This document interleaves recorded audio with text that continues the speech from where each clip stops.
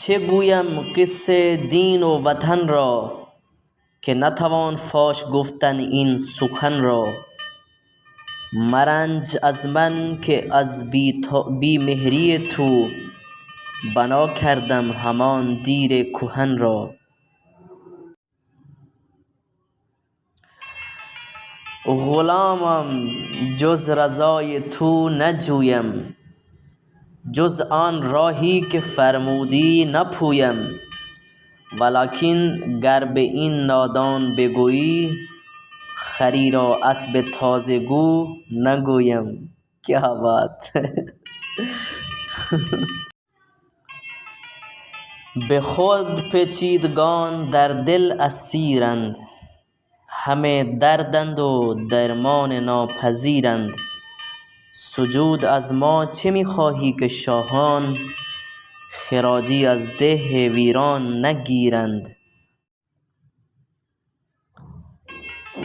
دل بی قید من در پیچ و تابی است، نصیب من عتابی یا خطابی است. دل ابلیس هم نتوانم آزرد، گناه گاه گاه من ثوابی است.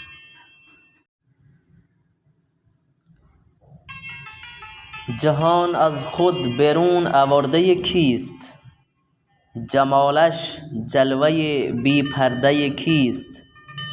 مرا گویی که از شیطان حذر کن، بگو به من که او پرورده کیست.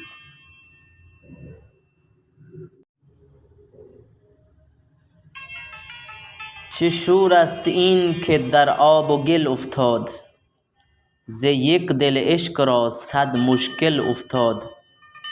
قرار یک نفس بر من حرام است، به من رحمی که کارم به دل افتاد.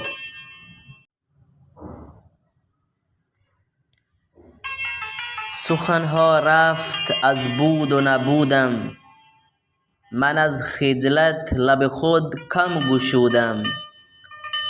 سجود زنده مردان می شناسی، ای یار کار من گیر از سجودم.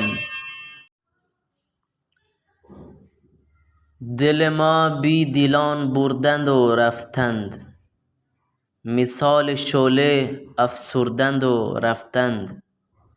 بیا یک لحظه با امان در آمیز، که خاصان باده ها خوردند و رفتند.